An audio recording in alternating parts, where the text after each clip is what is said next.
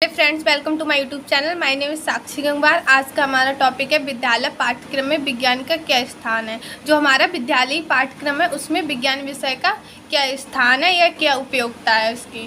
तो देखते हैं इसमें पीछे दिए गए प्रश्नों में विज्ञान की उपयोगिता एवं महत्व को आप पीछे पढ़ चुके हैं। मतलब विज्ञान विषय की हमारे जीवन में क्या उपयोगिता है और इसके इम्पोर्टेंस क्या है, इनका हम पीछे अध्ययन कर चुके हैं। अब ये विचार करेंगे कि विज्ञान का विषय के रूप में क्या महत्व है, जो विज्ञान है उसका अपने एक विषय के रूप में क्या महत्व है। नेक्स्ट पेज पे देखते हैं, तथा विद्यालय पाठ्यक्रम में उसका क्या स्थान है, उस विज्ञान का क्या महत्व है और जो विद्यालय पाठ्यक्रम है उसमें क्या स्थान है विज्ञान का। तो विज्ञान को पाठ्यक्रम में स्थान देना अग्र प्रकार उपयोगी हो सकता है। यदि हम विद्यालय में विज्ञान को अपने पाठ्यक्रम में शामिल करें तो वह हमारे लिए अग्र प्रकार उपयोगी हो सकता है या फिर उसका बहुत ही महत्वपूर्ण स्थान हो सकता है। नंबर 1 क्या है हमारा, व्यवहारिक उपयोगिता का विषय। जो हमारा विज्ञान है वो व्यवहारिक उपयोगिता का विषय है। अन्य विषयों की अपेक्षा विज्ञान सबसे अधिक महत्वपूर्ण विषय है। विज्ञान की उपयोगिता के विषय में पीछे बताया जा चुका है। इस विषय में एक विद्वान का कथन निम्न प्रकार है, विज्ञान को यदि उपयोगिता की दृष्टि से देखा जाए तो वह अन्य सभी विद्यालयों के विषय में प्रमुख स्थान प्राप्त करेगा। मतलब जो विज्ञान है वो अन्य विषय की तुलना में उसकी उपयोगिता अधिक है, और जो यदि विज्ञान को उपयोगिता की दृष्टि से देखें हम तो अन्य सभी विषयों की इस तुलना में उसका स्थान है प्रमुख है या फिर प्रथम स्थान माना गया है। फिर आगे देखते हैं, एक वैज्ञानिक जिनकी डेफिनेशन है हर्बर्ट स्पेंसर। इन्होंने बताया है, विज्ञान के अध्ययन से जो ज्ञान हमको मिलता है वह हमारे जीवन के मार्गदर्शन में अन्य बातों के ज्ञान से कहीं अधिक उपयोगी है।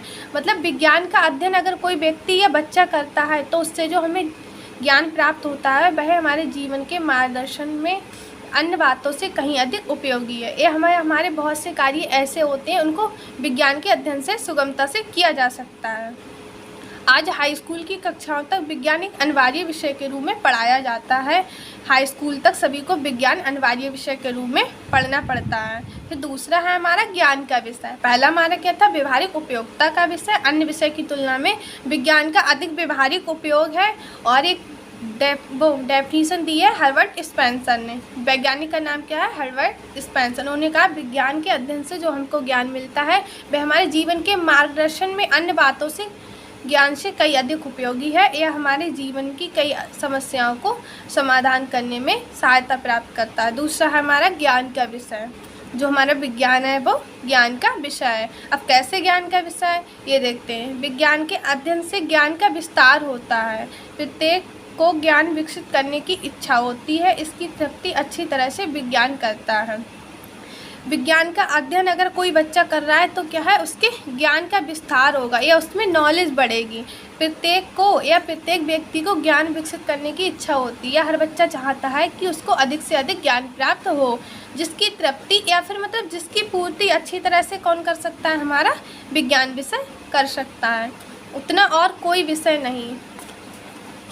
फिर है, जैसा कि एक विद्वान ने लिखा है कि सूर्य, चांद, तारे तथा प्रकृति के अन्य रहस्य जितनी अच्छी तरह से विज्ञान की सहायता से समझे जा सकते हैं उतने किसी अन्य विषय की सहायता से नहीं। जो हमारी पृथ्वी पर सूर्य, चांद, तारे तथा प्रकृति में अन्य रहस्य जितनी अच्छी चीज़ों विज्ञान की सहायता से समझ सकते हैं, हम अन्य विषय की सहायता से नहीं समझ सकते, क्योंकि विज्ञान हमें वास्तविक ज्ञान पढ़ाता है और चीज़ों को प्रयोग द्वारा सिद्ध करके भी बताता है।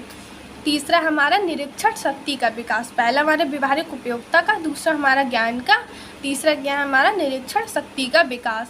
अब निरीक्षण शक्ति का विकास कैसे करता है विज्ञान, तो इसमें देखते हैं विज्ञान बालकों की निरीक्षण शक्ति का विकास करता है। वे प्रयोगशाला में किसी वस्तु को ध्यान से देखना तथा परखना सीखते हैं। किसी भी विषय में, क्या हाई स्कूल में ले लो या फिर इंटर में क्या होता है, विज्ञान की प्रयोगशालाएं बनाई जाती हैं और प्रयोगशालाएं में बच्चों को प्रयोग कराए जाते हैं। तो क्या है, वस्तुओं को ध्यान से देखते हैं और परखते हैं और सीखते हैं।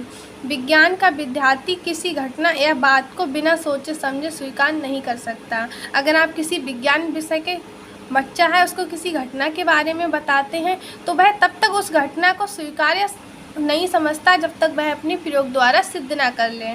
वह तर्क की कसौटी पर तथा निरीक्षण एवं परीक्षण के द्वारा ही किसी निष्कर्ष पर पहुंचता है। जैसे कि मैंने बताया, या तो वो निरीक्षण करेगा या उसका प्रयोग द्वारा परीक्षण करेगा, उसके बाद ही वह क्या अपने निष्कर्ष पर पहुंचेगा कि ये तथ्य ठीक है या गलत है। चौथा है हमारा नैतिक विकास का विषय। क्या है? विज्ञान मनुष्य की नैतिक शक्ति का विकास करता है। कुछ लोग कहते हैं कि विज्ञान के अध्ययन से व्यक्ति नास्तिक हो जाता है। मतलब कुछ लोगों का मानना है जो व्यक्ति विज्ञान का अध्ययन कर लेता है वह कैसा हो जाता है? नास्तिक हो जाता है, और वह ईश्वर की सत्ता के प्रति अविश्वास प्रकट करता है और वो ईश्वर के प्रति अविश्वास प्रकट करने लगता है। परंतु स्पेंसर, एक वैज्ञानिक है हमारे स्पेंसर, इन्होंने इस विचारधारा का खंडन किया है। उनके अनुसार विज्ञान व्यक्ति को धार्मिक तथा आस्तिक बनाता है। मतलब लोगों का मत है कि जो व्यक्ति विज्ञान का अध्ययन कर लेता है वो क्या बन जाता है? नास्तिक, क्योंकि विज्ञान के अध्ययन करने वाला व्यक्ति ईश्वर की प्रति अविश्वास प्रकट करता है। लेकिन एक वैज्ञानिक आए, इनका नाम क्या है? स्पेंसर, इन्होंने इस विचारा को खंडन करते हुए कहा कि विज्ञान व्यक्ति को धार्मिक और आस्तिक बनाता है, ना कि नास्तिक। नेक्स्ट है हमारा नागरिकता का विषय। विज्ञान बालकों की नागरिकता का विकास करता है, उनके दृष्टिकोण को पक्षपातहीन बनाने से उनका विशेष योग रहता है। जीवन के विभिन्न क्षेत्रों में एक विज्ञान का विद्यार्थी अनेक प्रकार से समाज की सेवा कर सकता है। जो बच्चा अगर विज्ञान का अध्ययन करता है उसमें क्या नागरिकता का विकास हो जाता है, और वह जीवन के विभिन्न क्षेत्रों में विज्ञान का विद्यार्थी क्या करता है? अपने समाज की सेवा कर सकता है या कुछ तथ्यों को सुलझा सकता है।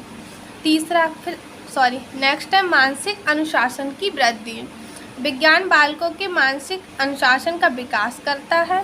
श्री रावत और लाल कथन है कि विज्ञान अनुशासनात्मक महत्व भी कम नहीं है। विज्ञान के अध्ययन से हमारा दृष्टिकोण निश्चित हो जाता है तथा विचार श्रृंखलाएं क्रमबद्ध हो जाती हैं। मतलब कोई व्यक्ति या बच्चा अगर विज्ञान का अध्ययन कर लेता है तो उसमें मानसिक अनुशासन का विकास हो जाता है, क्योंकि वह चीज़ों को देखने का दृष्टिकोण उसका वैज्ञानिक हो जाता है और चीज़ों को श्रृंखलाएं क्रमबद्ध हो जाती हैं, चीज़ों को क्रमबद्ध तरीके से सीखता है। फिर है हमारा विद्यालय पाठ्यक्रम एक विषय के रूप में विज्ञान के स्थान के विभिन्न दृष्टिकोण। मतलब विद्यालय पाठ्यक्रम में जो एक विषय के रूप में विज्ञान को हम रख रहे हैं उसके क्या क्या दृष्टिकोण हो सकते हैं? तो पहला हमारा है रुचि का दृष्टिकोण, दूसरा है हमारा आवश्यकता का दृष्टिकोण, तीसरा तर्कपूर्ण दृष्टिकोण, चौथा जनतांत्रिक दृष्टिकोण, पांचवा हमारा प्रतिभाशाली दृष्टिकोण। अब आते हैं नेक्स्ट, क्या है? विद्यालय पाठ्यक्रम के रूप में विज्ञान का क्या प्रभाव है? मतलब विद्यालय पाठ्यक्रम के रूप में जो विज्ञान है उसका क्या प्रभाव पड़ रहा है? तो पहला क्या है? कृषि, दूसरा हमारा क्या है? स्वास्थ्य, तीसरा है हमारा परिवार नियोजन, चौथा है हमारा व्यापार तथा उद्योग, पांचवा हमारा शिक्षा, छठा हमारा अनुसंधान।